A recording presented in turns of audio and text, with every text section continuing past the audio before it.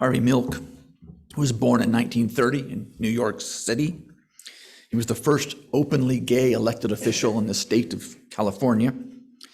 He served as a board of supervisor for San Francisco until he was assassinated along with the mayor in 1978.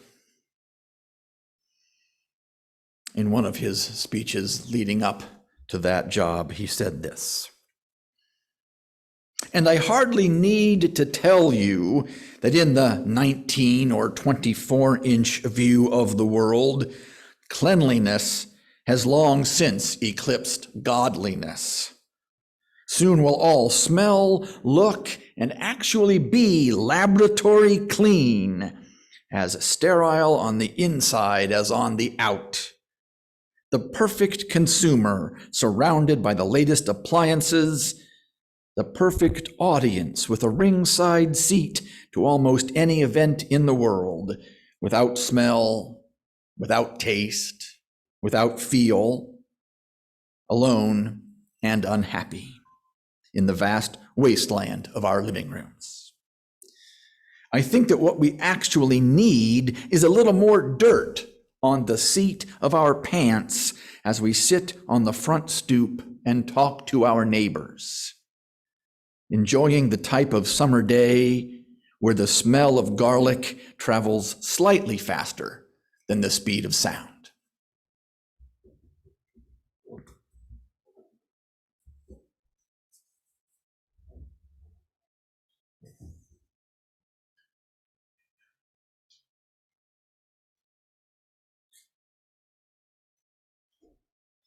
Food for the Spirit by Mary Wellenmeyer. In one church, it was meals prepared and frozen to be shared with those in need. Food was handed out at the door or taken to where it was needed. In another church, it was casseroles brought to families whose strength was consumed by illness and disaster. Small gestures, these little hairs on the roots of community, reaching into the soil, drawing the nutrients of earth. When we sing together, share a meal together, make soup together, the hairs on the roots reach out then too, nourishing us in ways beyond the ways we may think we need. The dark soil is full of nutrients we feed without knowing it.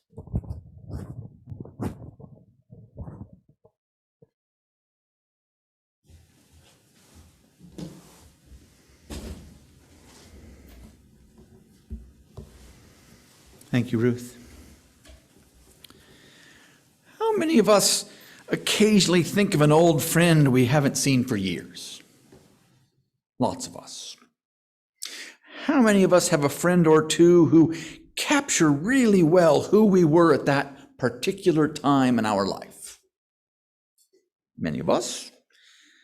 How many of us might not strike up a friendship with someone if we met them today, but we still consider them a friend now? Some of us, at least. My friend like that is Todd Hickman. I met Todd at Cellular One, working together in the infancy of the cellular phone industry about 30 years ago. We were engineers together. We liked the Grateful Dead. We were big fans of college football. Becky and I attended his wedding in West Virginia. 30 years later, if you ask him about me today, I'll bet you he'll tell a story about a penny. I was reading this book that had 9 steps toward transforming my relationship with money. One of those steps was tracking every cent that you spent. And you may have seen how much I like to carry little notebooks around and keep track of information in my book. That was right up my alley. So one day as I was recording the cost of lunch, Todd grabbed the book and looked at some of the entries. He guffawed when he found the entry, "Found a penny plus $0.01. I think Todd felt paying attention to a single penny was ridiculous. And worse, it feels poor. It looks unsuccessful. He wanted to feel like and be perceived as wealthy. We didn't yet have the phrase "make it rain," but he definitely would have appreciated the concept of profligate spending in the public eye. The book I was reading was called Your Money or Your Life. Parts of it have not aged particularly well, but some of it I think is still spot on. And that step 2 is recalculate your salary to show how much of your life energy is devoted to your job. Track every cent you spend. This is very useful in showing how much commuting, time and money, gasoline and parking or bus or train fare, buying and maintaining work clothes, eating at restaurants, paying for childcare, all that stuff adds to the cost of working. The book asks, do you like what you are doing? Is it worth the amount you're actually making after you subtract all those expenses? Whether or not we've read the book, I think the pandemic has taught many of us these same lessons. COVID exposed the many little ways that we spend time and money to support our jobs. It showed some of us, at least, how much money and time we could have if we weren't commuting to work and buying new clothes and eating lunch out all the time. And it's not just about money. Pandemic brought lessons about human community. We just heard Ruth reading the little hairs on the roots of community, reaching into the soil, drawing the nutrients of earth, nourishing us in ways beyond the ways we may think we know. One way to know more is to expose those roots, remove the little root hairs from that nourishing soil. And if we isolate people away from their community, we can see how their health withers and they sag or curl up. Not everyone. Many of us made it through the pandemic so far quite well. Some of us had our lives even improved. Many of us are marinating in our own losses and loneliness, and therefore may have found more compassion for our struggles and for the struggles of others. Harvey Milk said, I think what we actually need is a little more dirt on the seat of our pants as we sit on the front stoop and talk to our neighbors. I have friends who spent more time with their neighbors the last 20 months than they did the previous 20 years, masked and on their steps. Our Committee on Ministry noticed this. During the cottage conversations they hosted this last summer, people spoke again and again about the value they found in the breakout sessions on First Zuumitarian every Sunday.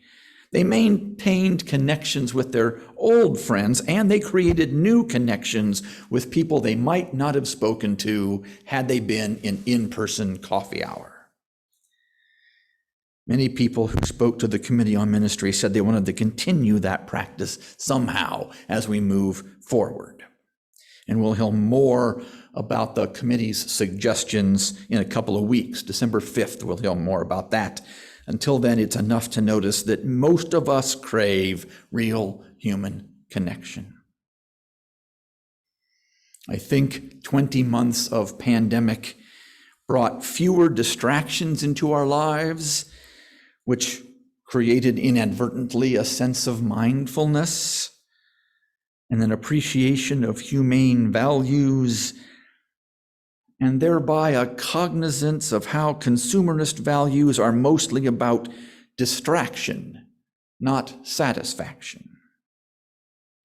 Which brings us to the Great Resignation. How many of you have heard about people quitting all over the place, right? The share of workers who voluntarily leave their jobs, the so-called quit rate, hit a new record of 3% in September 2021, according to the Bureau of Labor Statistics. In all, 20 million workers left their employers from May through September. Partly they're leaving because of fear of contracting COVID-19, partly because of the paltry wages and benefits being offered. I think it might also be because they're just recognizing they're not valued in those places. Now, this is not new. Data shows that employee turnover has been rising steadily for the last decade or so. Employers that cannot provide flexibility will struggle to attract and retain workers, said an article at bigthink.com. A May 2021 survey found 54% of employees surveyed around the world would consider leaving their jobs if they were not afforded some form of flexibility in where and when they work. I think people are noticing they do not like the return that their job gives them for their investment of their life energy. And since finding a job is easier now than ever with the internet and social media, people are leaving their old jobs and finding work that enriches their lives rather than just their bank accounts. This is true for congregations as well. I can hardly count the number of my colleagues who report that at least one staff person has left or is leaving during the pandemic. I know of one congregation that's replacing their entire staff. The music person, the office people, the RE people, the minister. And ours too. We have excellent volunteers, even though I don't name them properly, David and Howard and Alan. They've put in a ton of effort for the last 20 months. They really have done great work, and they are burned out and exhausted. They are willing to take up the work again, but perhaps not for the while. I'm not speaking about you three, but in general, our volunteers have said these things. We need folks to step up. You heard Ruth talk about needing more people to serve as a greeter. We need people to do the sound tech and the Zoom host and maybe graphics if we want graphics. And one last little bit in this conversation, ministers too. Many more ministers are retiring now than usually do, and many fewer are entering seminary now than usual. It may be very hard to find ministers for the next few years or decade. I think the pandemic showed us that we can do better. It showed us that we want to do better, if we have time to think about it. Unfortunately, I don't think we're retaining those lessons. As loud as it was for a while, the song of life, energy, and human connection has already begun to be drowned out by the daily blare of consumerist society and its advertisements. Just as happened in 1918 and 1919, millions died, and less than a year later, the party raged on like never before. Shared trauma can bring us together for a while, but deep human connection brings joy and fulfillment, and happy people don't need to soothe their aching souls with consumer goods, so Madison Avenue will step up its efforts to sell us stuff. And it is uncomfortable to acknowledge our suffering, to engage with it enough to integrate it, especially when there are these lovely distractions nearby. Thus, we go back to the regrettable human habit of denying our pain and distracting ourselves away from anything which might remind us, including and especially denying and distracting ourselves from the suffering of others. The movement for Black Lives gained traction early in the pandemic because people were still in active trauma. They were still unanesthetized, still susceptible to the feelings of other humans. I think that's at least partially why George Floyd's killer was held accountable, pending appeals. Now we're back to distractions. We've got restaurants and concerts and college football. So Kyle Rittenhouse gets off scot-free, even though he murdered 2 people in Kenosha. Even though in that same county of Wisconsin, a woman of color, Crystal Kaiser, has been convicted for killing the white man who had been raping and trafficking her and other underage girls. Similar crime, very different outcomes. My colleague and friend, the Reverend K.C. Slack, wrote this on Facebook this week. First, feel your feelings. This is messed up, and it's important and necessary that you feel whatever there is to feel about it.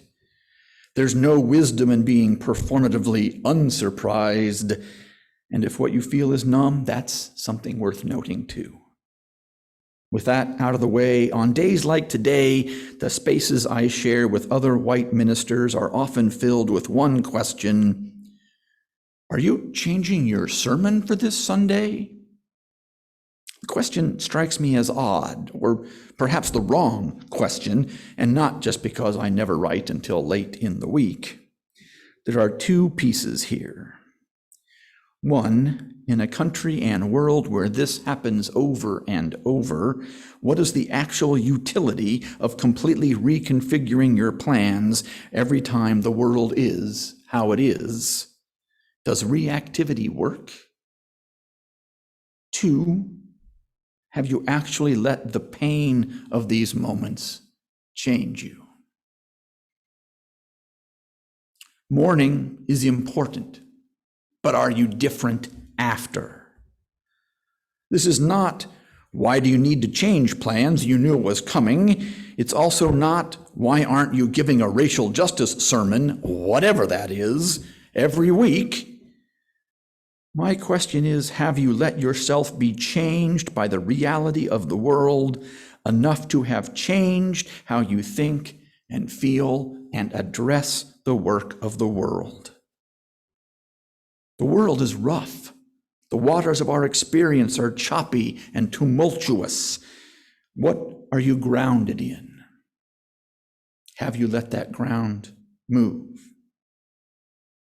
My pastoral prayer will be different this week than it might have otherwise been, but I don't have to drop everything to attend to every instance of the same white supremacist nonsense. She didn't use exactly that word. Because I know what I'm dedicated to, and I'm doing it all the time. You have to do it all the time. Let it change you. Has the pain of our siblings of color woke us up? Or have we allowed the consumerist distractions to lull us back to sleep? Have we fully engaged our own suffering of the last 20 months? Have we allowed it to change us? Or are we in denial and distraction? I do not mean to rub our nose in trauma. I don't want us to be depressed.